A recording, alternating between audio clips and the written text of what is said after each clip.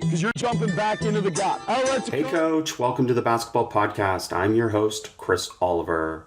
I appreciate you joining us for this week's podcast. Be sure to rate, review, and subscribe to the show, and visit basketballimmersion.com for more coaching resources and access to all the basketball podcasts. I hope you will give us a shout out on social media, on Twitter at @BBallImmersion, or on Instagram at @BasketballImmersion to help me continue to share the game. Enjoy the episode.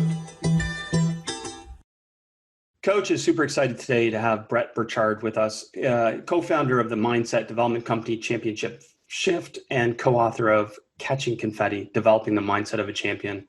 For the last 10 seasons, he has worked with the Phoenix Suns in various roles, most recently as development coach and the head coach of their G League team. And that's where I got to know Bret, and super excited. Welcome to the podcast, Bret. Thanks for having me on, Coach. It's a privilege to be here. I've been a fan of the podcast for a long time and a fan of your content for a long time. So excited and honored to be able to contribute a little bit.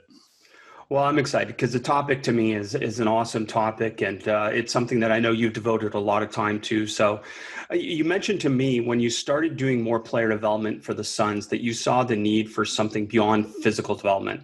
Can you talk about that process? Yeah.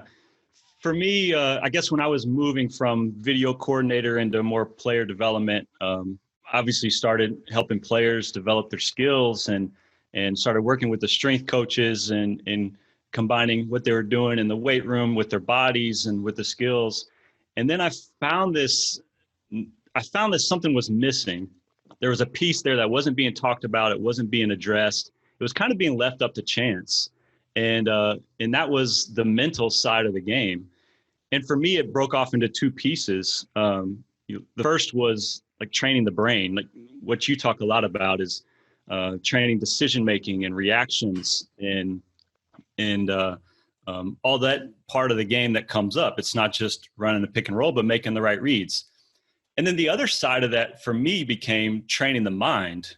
We did all this training and practice in an empty gym, but now when the lights come on, how do we make those skills and all that training pay off when the pressure is the highest? And I was working with a lot of guys who were maybe short minute guys or into the rotation, guys who are trying to stick in the league.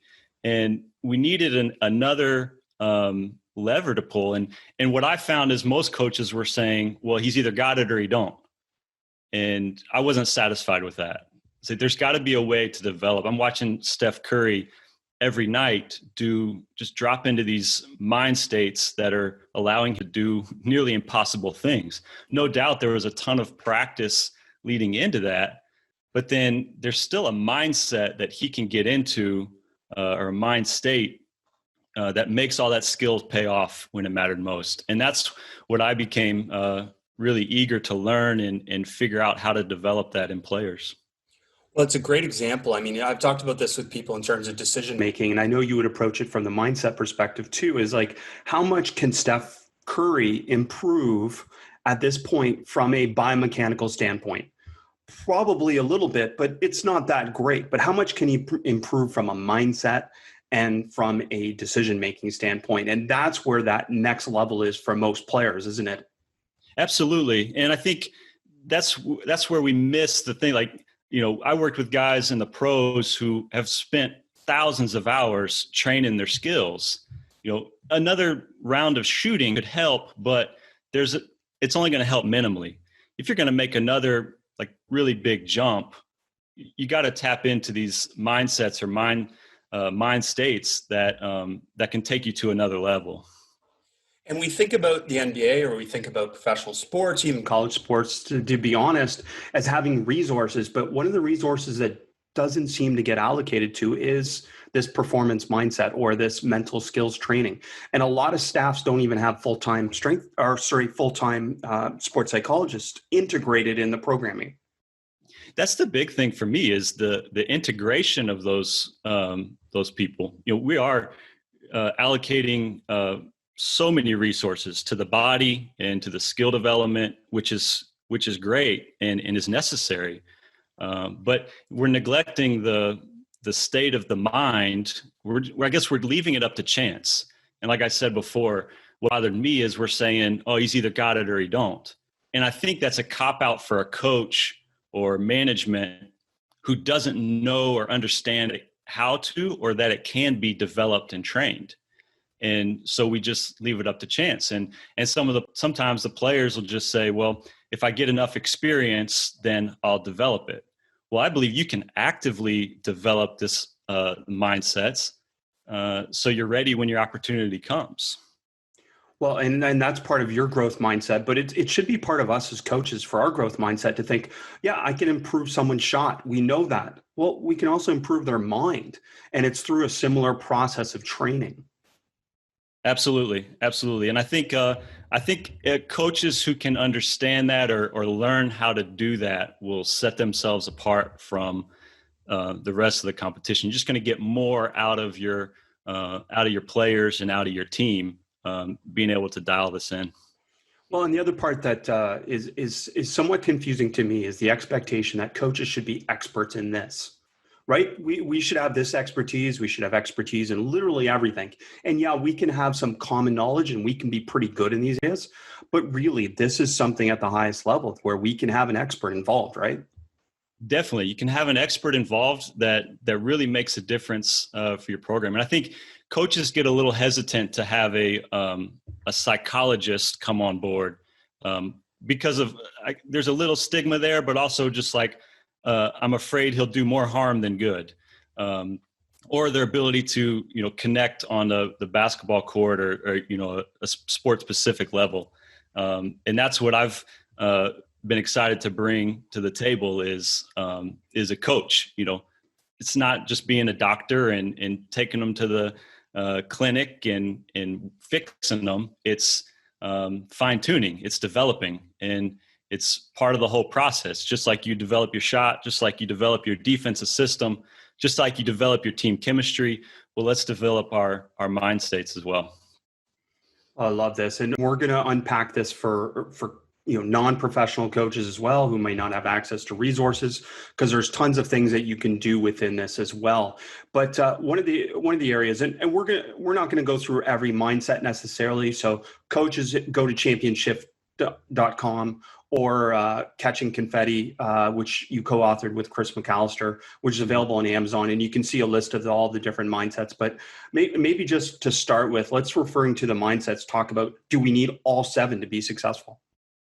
Well, I think the world-class performers are going to develop all 7. Like if you're pushing yourself to the edge of ability, if you're looking for this optimal state, this like Steph Curry flow state, it's going to be a cocktail of all 7. It's going to be a mix of all 7. I think there's like foundational ones that everything else is built on. And it's where we start with all of our programming with Catching Confetti and at ChampionShift is this ability to separate who you are from the results of your competition or the results of your performance, and to separate who you are from the community or relationships you have. I think the mistake most of us make, and this is the beginning of most of the faulty mindsets that we run into, is this intertwining of my results or my performance define who I am, or my association with this team or this community or these relationships define who I am. And when you get your identity, who you are, tied up in your mission in your community, it sets you up for a lot of, I guess you set yourself up on shaky ground. I think when this foundation is weak, you're not going to be able to handle life's stress and pressure appropriately. And so for us, this is the starting point of everything we teach. Separate who you are from what you do and who you are in relationship with. So I've talked about this for years with players, is this concept of, I don't want you to play at 100%. I don't want you to play at 110%. I want you to play at, for some players, 80%, some players 70, some players 90, because what you refer to, and I love this terminology and I'm going to adopt it now, is relaxed intensity. Can you talk about that as the ultimate goal? Relaxed intensity is like the ultimate mindset. And this is where all the 7 mindsets will lead to. But I think this is our best performance state. We call it relaxed intensity. So it's intensity of focus, not in like a stressed, furrowed eyebrow, I'm going to control everything, but it's a fully immersed in the moment, fully saturated with all of the sensations that are going on around you. You're a heightened attention and heightened awareness. And so it's an intensity of focus, removal of distractions, but then it's a relaxed presence. So it's a non-anxious presence. I'm not coming in here to prove my worth or my belonging to you. I'm not going to pull away or hide from the moment out of nervousness or anxiousness. I'm going to be relaxed. I show up to impact, not impress. Show up to give, not get. And if you're in this moment of nothing to prove, nothing to hide, I'm here, fully present, fully engaged, and fully focused to absorb all the incoming information, it's where you're going to perform at your best.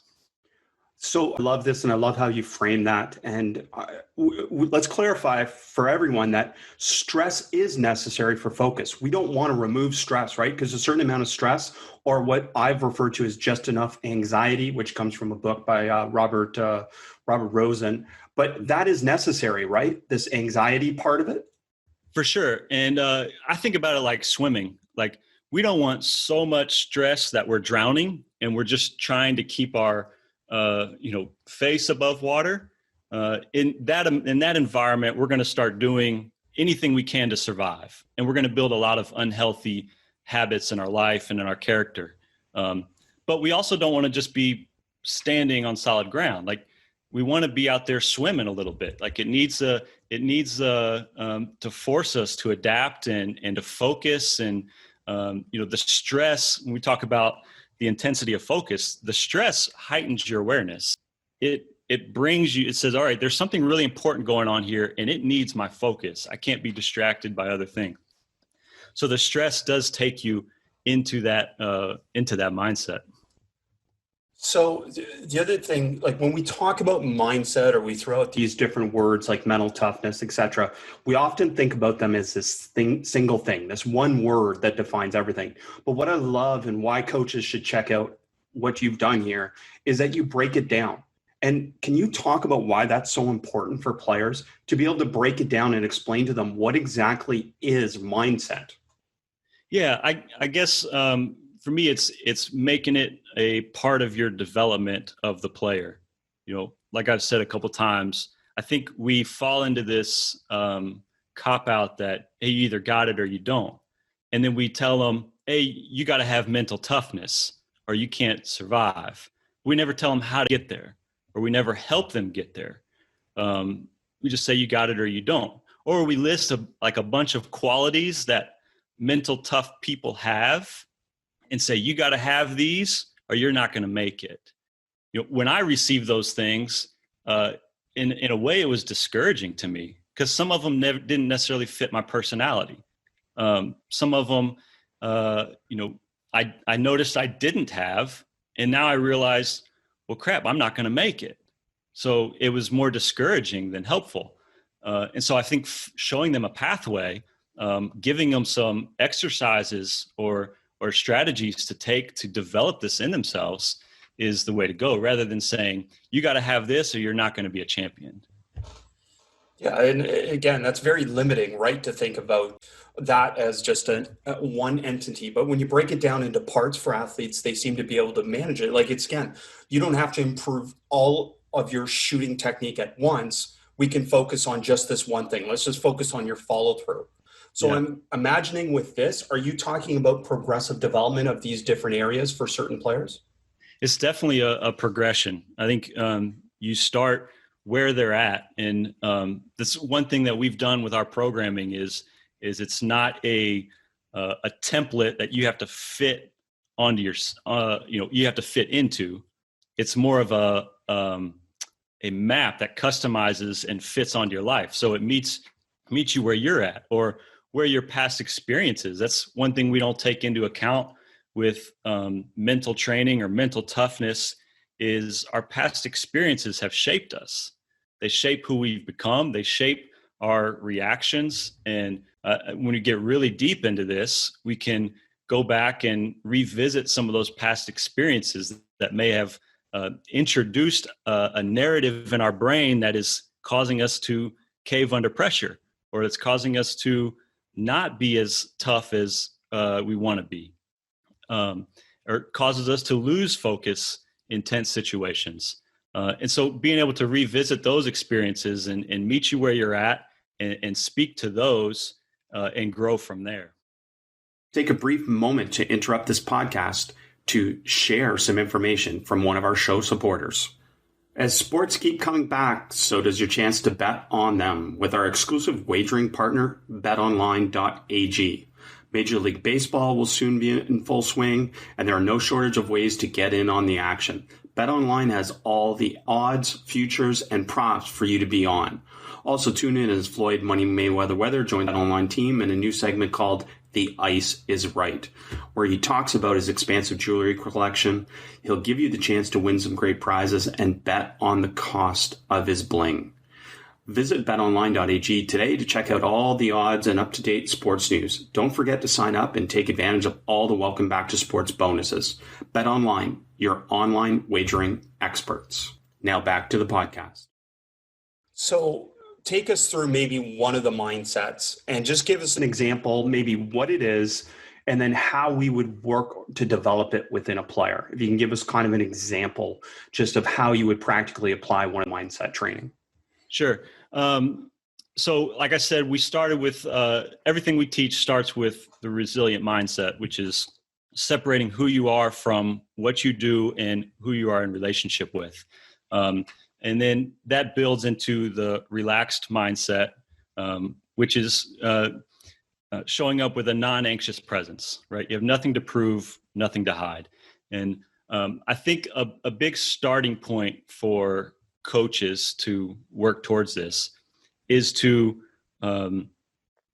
not, in your communication with your team, in your language and how you build your culture, we're not putting an overemphasis on the results. We're focusing more on the process. So in the visionary mindset, we talk about goal setting. And instead of setting so many achievement goals, we're going to talk about setting being goals. Who do you want to become?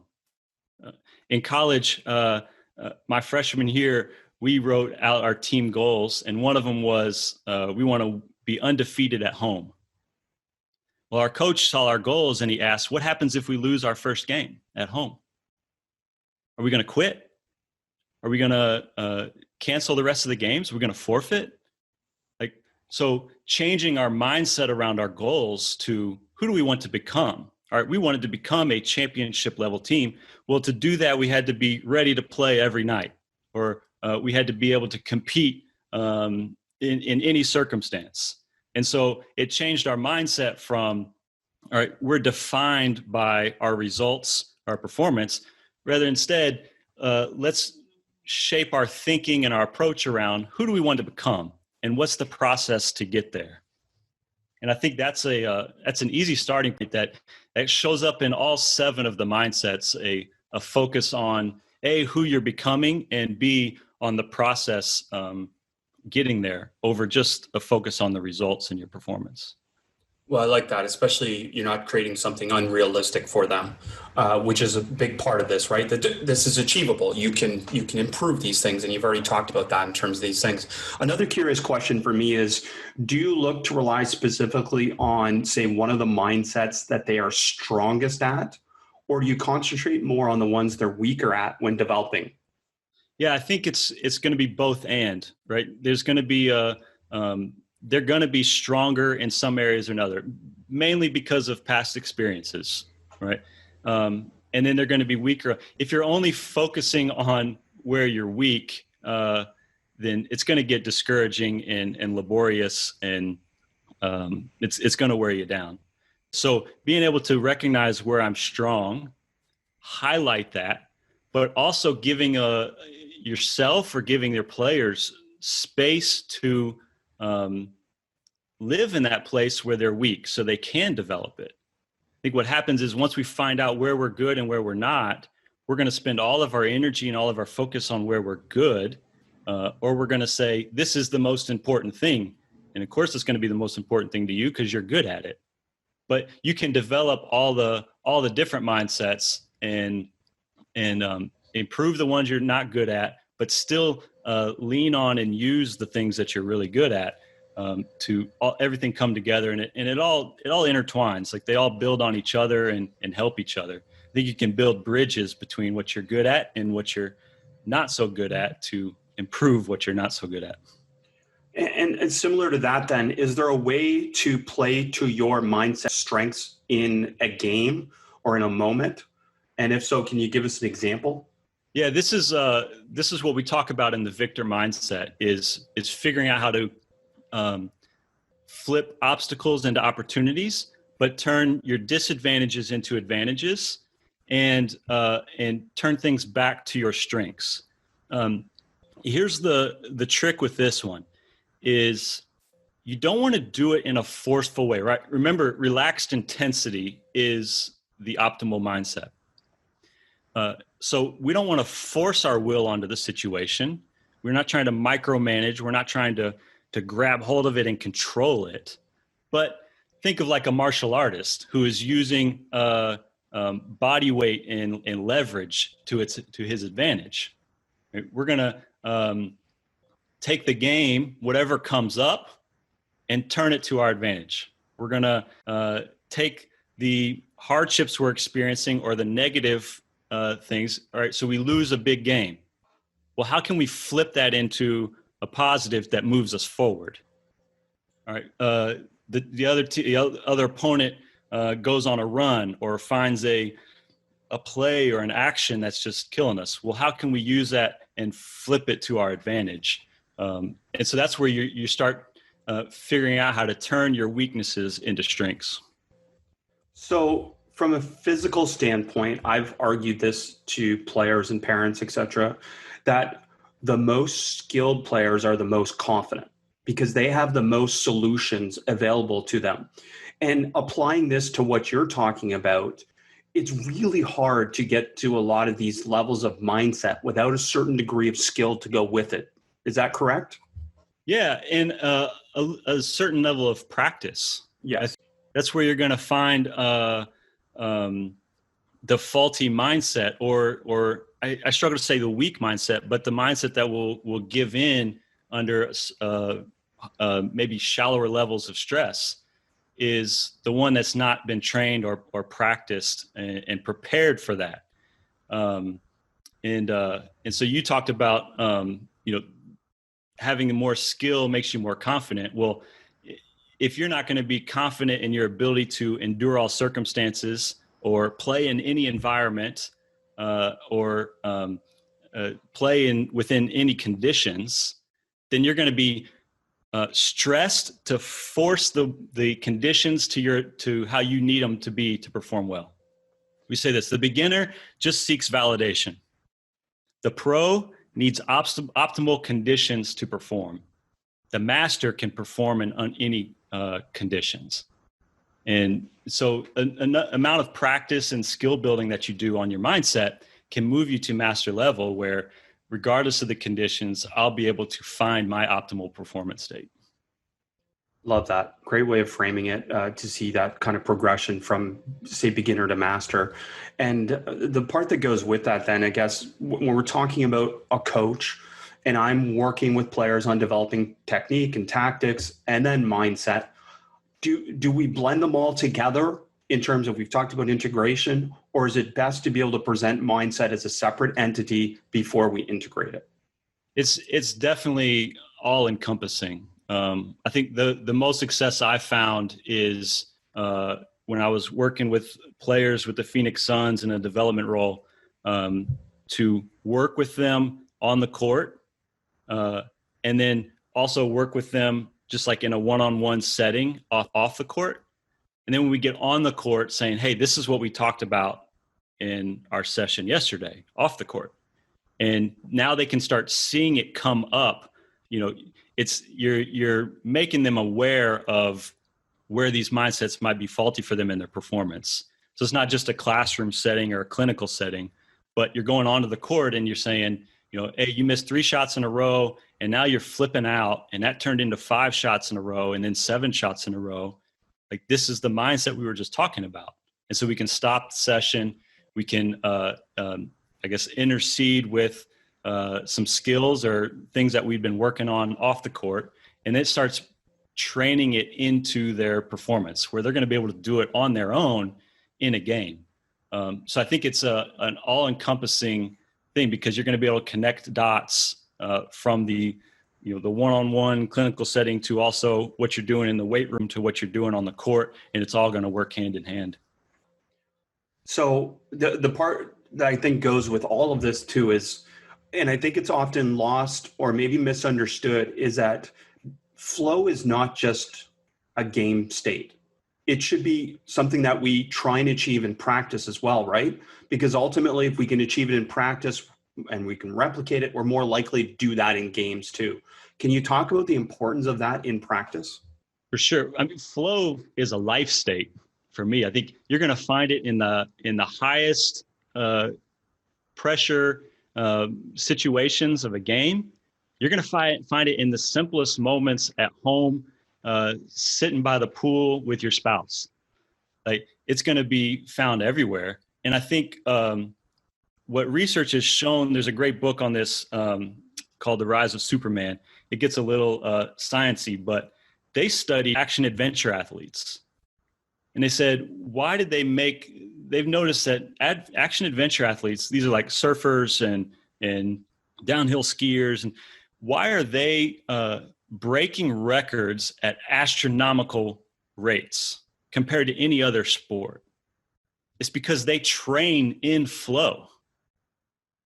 And when you train in flow, your brain is going to wire around these experiences. It's going to accelerate what you learn. And so the practice setting of being able to get into flow state while you practice is just going to accelerate your learning. I think we're all experiencing situations now where our training camps or our preseason is getting cut, where we don't have our team all together as much. We're going to have to learn how to connect and get better in a hurry. And to be able to practice in a mind state of flow is going to just accelerate that learning. So can you replicate the conditions for building flow mindset? Can you replicate those conditions like in practice to be able to help with what you're talking about? For sure. I think one important distinction is flow can't necessarily be grabbed. You're not going to achieve flow. You're going to receive flow.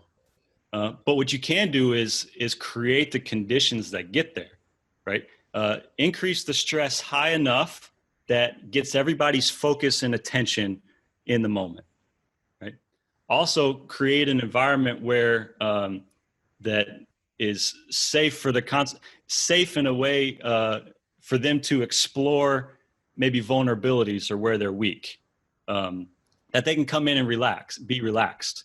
They don't have to prove anything. They don't have to hide from the moment, but it's safe enough for them to dive in and experiment and try. But then there's also enough consequences that it matters and that brings their focus to the moment. It can't just be haphazard. So I think if you can create that balance of a safe environment that allows them to be vulnerable, to try new things, but also stressful enough that it brings their full attention to it, that it matters, you're gonna be able to tap into some flow states there. So psychological safety, I just want to kind of reemphasize and talk about that, because this comes through in a lot of literature, the importance of psychological safety in terms of what you say, which I love the terminology, receiving flow. Can you talk about different ways coaches can create this psychological safety?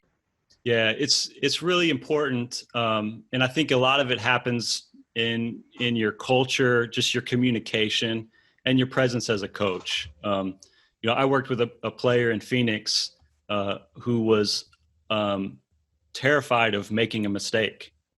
He believed in his mind that if I'm seen being coached or I'm seen making mistakes, that means I'm not good enough. I don't belong on the team. My performance isn't validating me. And he'd constantly look over his shoulder. And what was crazy about this coach is he was scared of flow.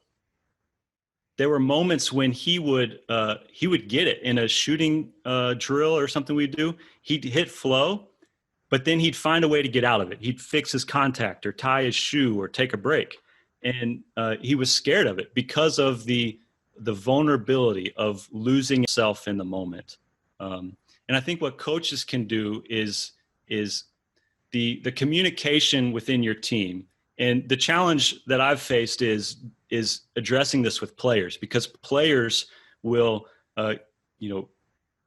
harass, or that's a hard word, but harass their teammates for making mistakes or some of their weaknesses.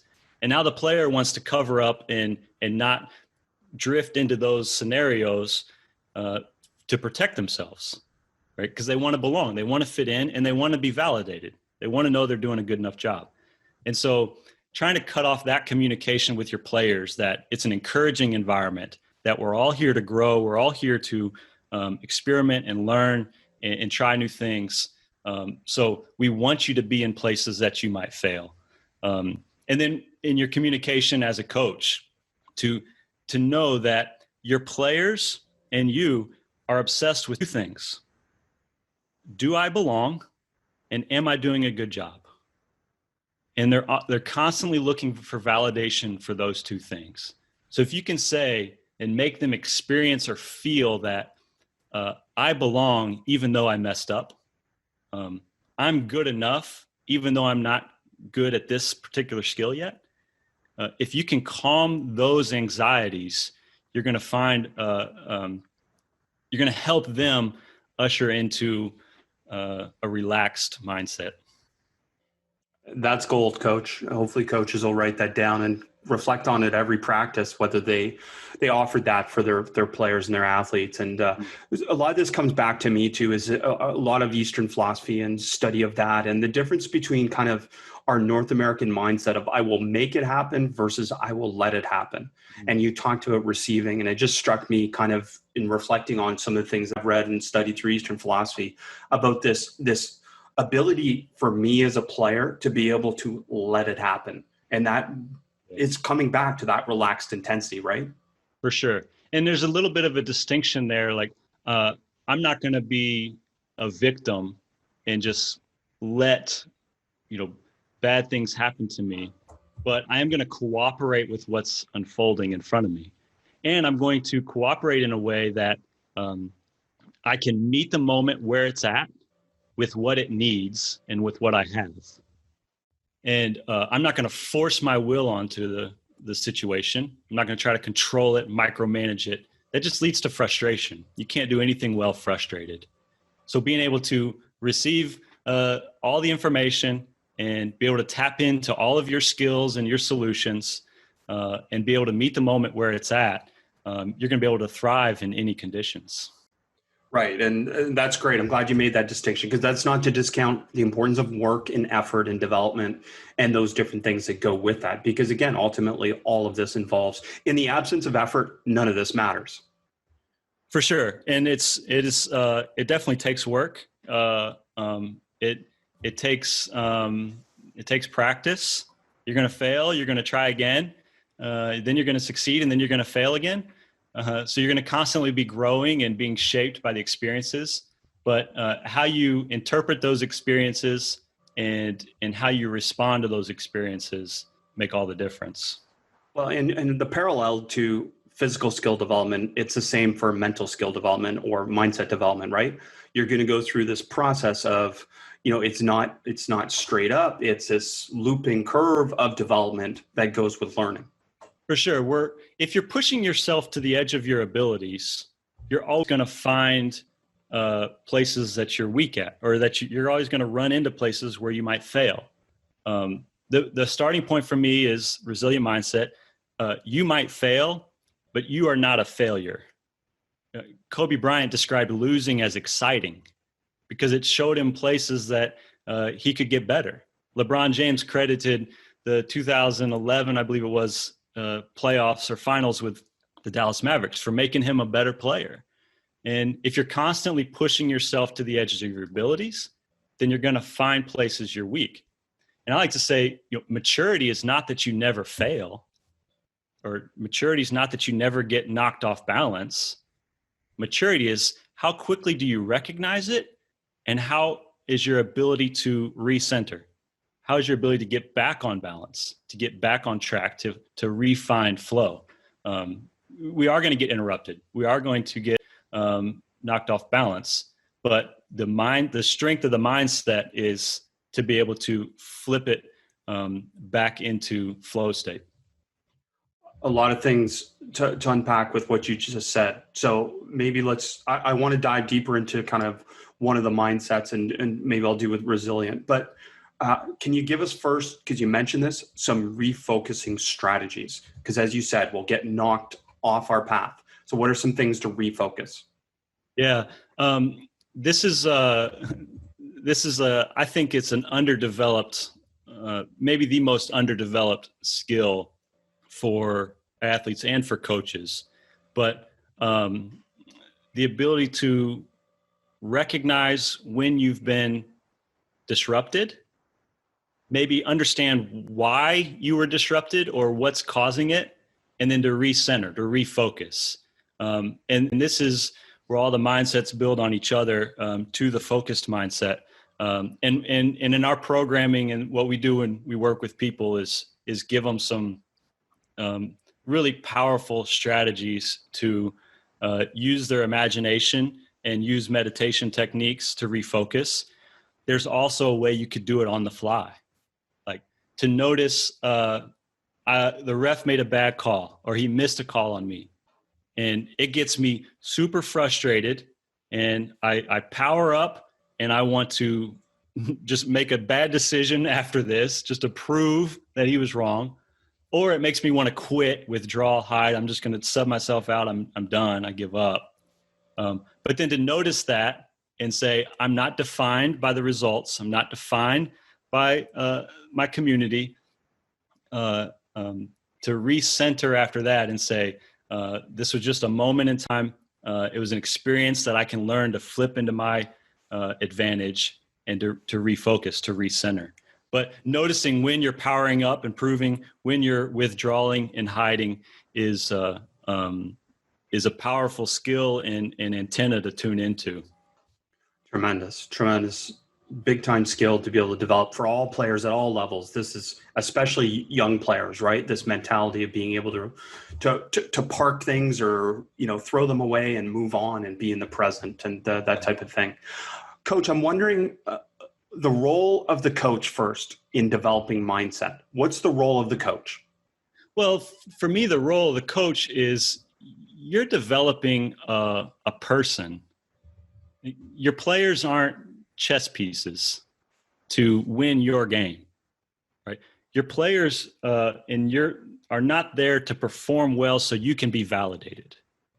You're there to serve them, not the other way around. And so the first role for the coach for me is understand you're developing people, not just basketball players. And so it needs a holistic approach to that. Not just shooting, not just defense, not just tactical skills, but their minds and their bodies, and developing them as people and their emotions and their character. And then the second thing is, for me, is be a practitioner. You can't give what you don't have. And so to develop this in yourself is you will be able to overflow it and share it with your players, and lead them in that. And then the second place is to create, or the third piece of that is to create an environment that is safe and open and encouraging for this sort of development, to express vulnerability, to wade into places where you feel weak or you're not fully developed yet, and that to offer, encouragement, guidance. Hey, we are here to help you through this part of your development. I think those are the three things that stick out to me as the role of the coach in developing mindset. And then with that, then what responsibility falls to the player? Well, the player, ideally you have players who are, open and engaged and willing to accept it and to work on their own growth. The difficult part of this is most of our players are, under the age of 22 and not fully developed in a sense that they understand the value of these different techniques and skills to develop. And so an openness for the player, an openness to be coached, to be led, but also take ownership of your own growth as a person. Don't just leave it up to chance. Don't just say, well, I'll develop it, when I'm 30, give me enough years playing and I'll get better at it. Well, take ownership that your experiences are there to shape you. They don't define you.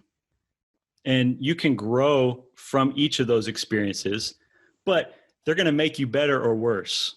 So you have to take on the intention that these experiences are going to make me better, not worse.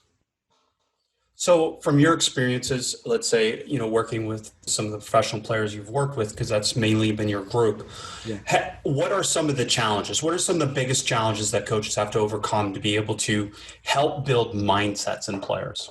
Yeah, the first that comes up for me is breaking through the bravado.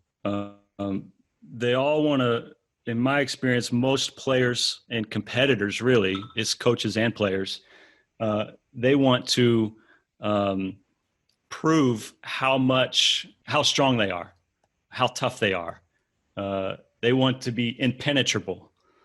And so I think in my experience, you have to coach through the bravado, understanding that everything that they trying to protect and show out is just coming from insecurity. And so being patient with that and not judging them or labeling them one way or the other, but knowing that that this, where he's trying to prove or show out or over project is just a place that he feels insecure.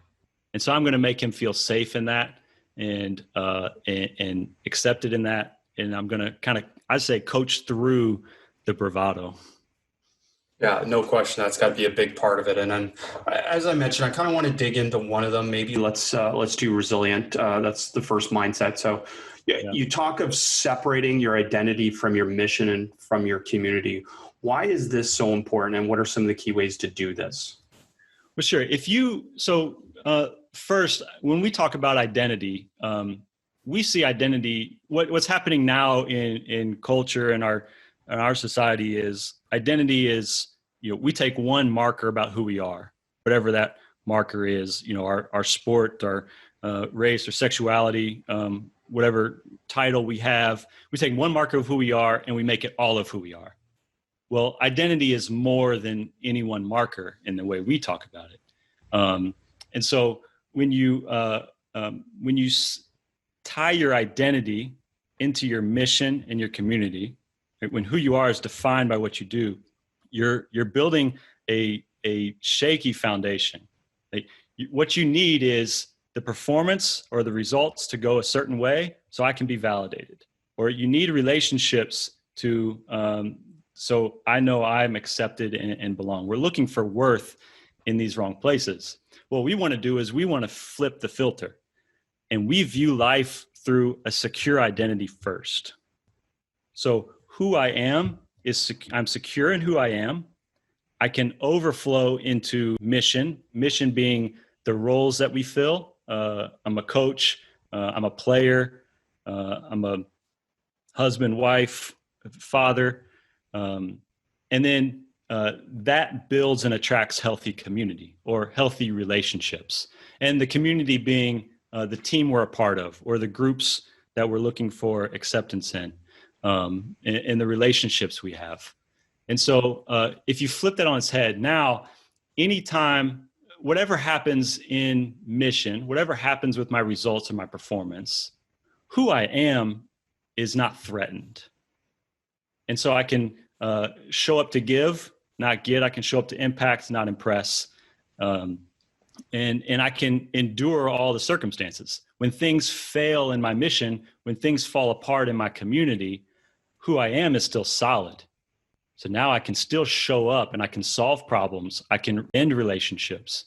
I can still give rather than try to take from those. Take a brief moment to interrupt this podcast to share some information from one of our show supporters. As sports keep coming back, so does your chance to bet on them with our exclusive wagering partner, betonline.ag. Major League Baseball will soon be in full swing, and there are no shortage of ways to get in on the action. BetOnline has all the odds, futures, and props for you to be on. Also tune in as Floyd Money Mayweather joins BetOnline team in a new segment called The Ice is Right, where he talks about his expansive jewelry collection. He'll give you the chance to win some great prizes and bet on the cost of his bling. Visit betonline.ag today to check out all the odds and up-to-date sports news. Don't forget to sign up and take advantage of all the welcome back to sports bonuses. BetOnline, your online wagering experts. Hey coaches, brief interruption from our podcast to hear from manscaped.com. 2020 has been the year of things happening that are completely out of your control, but there is one thing that you can control, and that's shaving your bush. You may be surprised how many coaches have already DM'd me about this special offer. I wasn't, because I'm a user and manscaped.com is definitely worth it. Our sponsors at Manscaped are here to remind you to do so. The Manscaped Lawnmower 3.0 is a premium electric trimmer that's designed to give you a confidence boost through body image. Their ceramic blade and skin-safe technology are designed to reduce nicks and tugs on your fellows down low. The Lawnmower 3.0 is also waterproof and comes with an LED light so you can manscape in the shower, in the dark, or in a dark shower, whatever floats your boat. Go to manscaped.com and check out some of these life-changing products. In fact, listeners of this show will get 20% off plus free shipping with the code ARMCHAIR at manscaped.com. That's 20% off with free shipping at manscaped.com and use code ARMCHAIR. It's time to grab 2020 by the horns by shaving that front trunk. Now back to the podcast. So another part of resilient, which again is often, maybe we think about sports psych as just positive, like all these positive affirmations and these positive visualizations. But one of the parts that always connected with me that I thought was the most important, and you talk about, is the worst possible outcomes, the what if scenarios. Can you talk about the importance of dealing with the what if scenarios when it comes to resilience? I'm so glad you asked about this because we all can agree that we will face adversity. And then we can all agree that overcoming adversity will make us better. Well, why do we not prepare to handle adversity well? Most of our sports psychology or our visualization is around the perfect routine, right? The gold medal moment, the podium moment, the cut down the nets. We see everything going well, but we know, and there's a time and place for that, all right? There is value in that. But when you're talking about developing a resilient mindset in a practice setting or in a preparation, why are we not preparing ourselves for facing adversity and how we're going to respond to it? So what we do in our program is we tell you, let's imagine the worst possible outcome for what could happen in your mission or your community. You lose the game, you miss the winning shot, you make a bad substitution, you get fired, your partner leaves you. Like, what is the worst possible scenario that come up? And then look in the mirror. Who are you? And you could do the opposite too. You can look at the positives and say, okay, we won the game. We won the championship. I got inducted to the Hall of Fame. My community celebrated me by retiring my jersey, whatever that might be. Now look in the mirror and say, who are you? And if the ending images of those two scenarios that look in the mirror moment are drastically different, it's a clue that who you are is wrapped up in your mission and your community. And you're not going to be able to perform well under pressure, because when I believe this, the athletes and coaches who can perform well under pressure don't feel the pressure. Not because it's this like superhuman ability, but it's this understanding that who I am is not defined by what I do. And so if you can go into the moment and say, this moment does not carry the weight to crush me, you're going to be able to compete and perform freely. I think Kobe Bryant tells the story of being in the Philadelphia Summer League as a kid, his first year in the league, and he didn't score a single point. Not a lucky bounce, not a free throw, not a breakaway layup, nothing. He didn't score a single point. And his dad came over and said, whether you score 0 or 60, I love you. What he got was affirmation in who he was. I still belong. I'm still worthy. And he said this, he said, it gave me all the confidence in the world to fail. I can go and fight with no fear. I can go compete with no fear, because who I am is not riding on this moment. And it opens you up to, well, that's the foundation. That's the beginning point towards relaxed intensity. So I just want to share this as a support to this, is that conversations with my daughter, like this traditional, how did the game go or how was school and all that doesn't generate nearly the conversation I want to have with them. And what I went to is, what was challenging for you?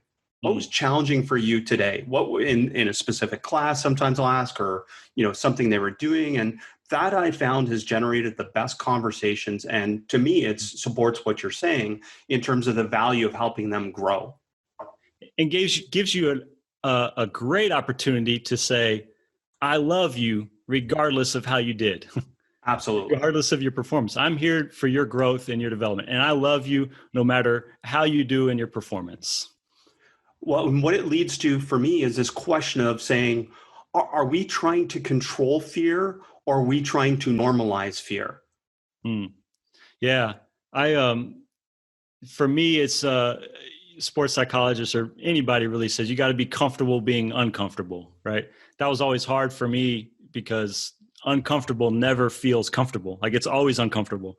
But building a habit of leaning into where you feel afraid will set you on the path to growth. And knowing it's going to be uncomfortable, I'm going to be afraid, but where I'm afraid is likely showing me where the next place I can grow is. And so building a habit of leaning into those places, saying, this is where I'm afraid, I should probably go that way. Because especially if it's a fear of some sort of vulnerability. Obviously there's legitimate fears, like, don't walk outside in a tornado, but being able to lean into the fears of where you might feel vulnerable is showing you, it's giving you the pathway to where you can grow next. So I love this, because again, this is counterintuitive to how many of us were brought up in sport, and this concept of don't deny your emotions and don't be dominated by them. But the reality is we want to be vulnerable. At the same time, we don't let them overcome us. Exactly. I think we're taught two different lies. We're taught, wear your emotions on your sleeve. If you feel it, do it, act on it. Or we're saying emotions make you weak. Don't show any emotion. And neither one of these two is true. It's the healthy place is in the middle. I'm aware of my emotions because they are informing me. Emotions are the communication tool of the subconscious to the conscious mind. So I'm aware of them. I'm paying attention to them because they're informing me about what I'm experiencing and where I can grow.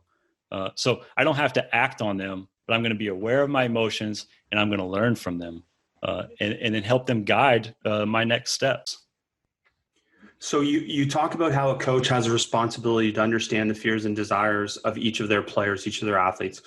What are some of the ways you go about that then? Like, is it scheduled meetings with an agenda? Is it intentional engagement on and off the floor? What are some ways that you do that?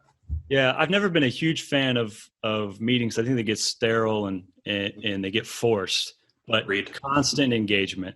constant communication and constant observing. I think the leader is not the smartest person in the world in the room. The leader is the most aware person in the room. And so if you can constantly be aware, and like I said first, it's helpful if you're a practitioner. If you see this in yourself first, then you can see it in others very easily.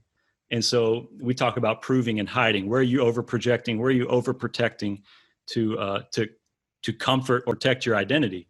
And if you notice this in yourself, you're going to start to see your players project out in proving and hiding. You're going to see where they feel afraid. And then you're going to know what's going on under the surface. If you don't have this understanding of what's happening on the surface, all you see them is being defiant, or you see selfishness, you see laziness. But if you can understand what's happening below the surface, then you can say, all right, he's not selfish. He just fears this, and I need to comfort this fear. He's not being defiant. He just wants to be seen, known, and heard for this, and I need to help give him an experience for that. And so for a coach to become the most aware person in the room, emotionally aware person in the room, goes a long way. I love this stuff. This is so fun to talk about, and there's some more things that I want to get to. But maybe just as now a coach is thinking about that and thinking about a player along this journey, this process of developing mindset, are there goals along the way for players, or are there ways that you as a coach or as a player can recognize that you're moving in the right direction? Yeah, I think what we talked about earlier being maturity is not that you never get knocked off balance, but how quickly can you recenter and get back on balance.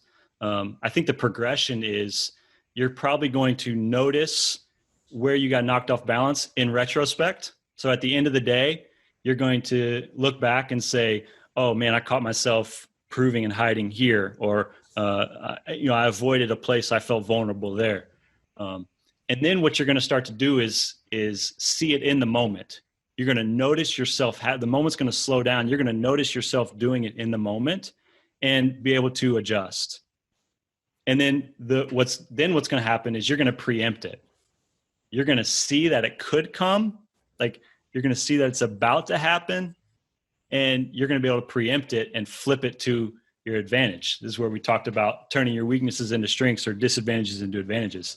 You're going to see, all right, this moment is about to cause some anxiety, stress, or insecurity for me. And how can I flip it so I can still show up fully present, fully engaged, and give, not get from the moment? So I'm glad you said notice, because that's the number one thing that I think coaches miss out on in terms of physical development as well, is that we have to notice it. We have to Notice the progress. We have to point it out, because once a player, again, feels that they've got to a certain achievement, whether it's a mindset achievement or a physical achievement, that allows them to be able to push to that next level, right? This type of reaching process that's important for learning. Yeah, for sure. Noticing where you're growing, like awareness of where you want to get to, and then noticing that, hey, I have improved, and being able to celebrate that, like, give yourself all of that encouragement and affirmation that you can get. And then notice that, all right, here's the next level, right? I used to be able to track my growth. It's all right, this is Bret version 3.0. Bret version 2.0 would have done that. Bret version 3.0 is doing this. Now, what is Bret version 4.0 going to look like? And then moving towards that. And then also recognizing, whoa, that was Bret 2.0, right? I need to come back to Bret 3.0 so I can move forward to Bret 4.0. Another phrasing that I really like is competition versus comparison. Can you talk about this? Yeah, competition versus comparison. I think comparison has the ability to degrade us. We're constantly measuring ourselves against somebody else. But I think competition has the ability to grow us. It's gonna provide that stress that we need to find relaxed intensity. It's also going to show us where we're weak. But if we're constantly comparing, then we're not going to live out of our unique skills, abilities, experiences. I use a story in the book where I was doing conditioning in basketball, and I always won all the races. But my senior year, we recruited a freshman player who was a state high school cross country champ. And everyone said, "Oh, you're going to lose. You're going to lose. This, your reign of winning all the conditioning races is over." And we got out to the mile run, and comparison would have been, all right, I got to train just like he does. I got to run the race just like he does. I got to do everything like he does. I'm going to judge my time based on his time. Competition, knowing, all right, I have a huge obstacle out in front of me. How can I find my best training techniques? How can I find my best approach, my best running strategy to win the race? And it turns out the real joy in the whole thing wasn't conquering him. It wasn't beating him, but it was, I ran the fastest mile time of my life. And so when we set out to try to conquer others, I think it deforms us on the process. If we're trying to set out to, I'm going to be the best I can be, then we're talking about growing and finding our best self, not in a place that's comparing ourselves to others. Coach, as we start to wrap this up, maybe a question for all of us is kind of in this self-reflection realm, but what do you try to recognize in yourself that lets you know you're at that point where you're not quite there, but you're almost there in terms of this mindset? Is there a place before flow that helps us know we're on the right path? Yeah, it's interesting and it's not fun, but flow follows struggle. Mm-hmm. And I think when I've hit a point of resistance or a point that I've struggled, a point that I'm ready to give up, what I remind myself is flow is on the other side of that. I say this, on the other side of your struggle is a beautiful breakthrough, but you have to keep going to experience it. And so I think we see this, there's examples all over sports, but it's going to happen right after the moment you're in struggle. The struggle is going to bring the stress, heighten your focus, heighten your awareness. You're going to, once you get to the end of your rope, keep going, because on the other side of that is the breakthrough. It's the new understanding. It's the upgrade. It's the clarity and the awareness that you need to succeed and to make all that pay off. So that's the encouragement for me is when I feel the struggle, keep going, because on the other side of that, it's the breakthrough. Tremendous advice. And Coach, I love all this. This is so cool to have this discussion and talk to a basketball coach about this as well, because I think, again, this is the next frontier for coaching staffs, is to have people like you on that coaching staff, because you can integrate these ideas and help a coach not be afraid of these things and help kind of this synergy back and forth between the technical, tactical, and the mindset as you frame it. Yeah, I believe that. I believe that is the next frontier, and it's not just in a clinical setting. It's not an outside contractor, but it's someone who has skin in the game, who knows the ebbs and flows of the season, who knows the wins and losses and the pressures, and knows how an athlete develops on the court, in the weight room, but also mentally and with his mindset. So ChampionShift and Catching Confetti, Developing the Mindset of a Champion. The book's available on Amazon, but all of it we can get on ChampionShift.com, your website. But talk about how all these things came together then. Yeah, ChampionShift.com is where we do all of our work, helping you shift the way you think so you transform the way you live.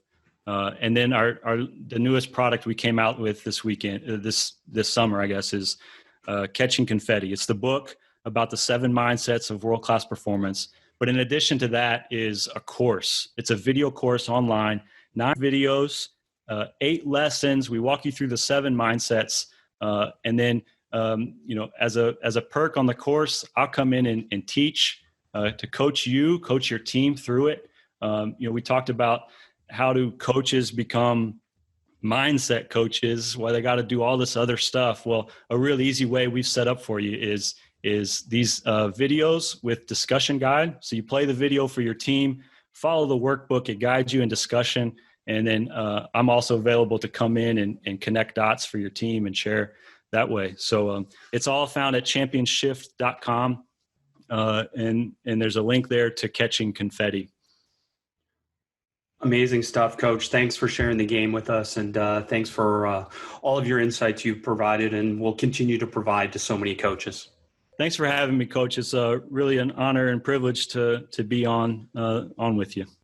Thanks for listening. Be sure to rate, review, and subscribe to the show, and to give the Basketball Podcast and this week's guest a shout out on social media to show your support for us sharing the game. And to stay up to date on all things Basketball Immersion, subscribe to our newsletter at basketballimmersion.com/newsletter.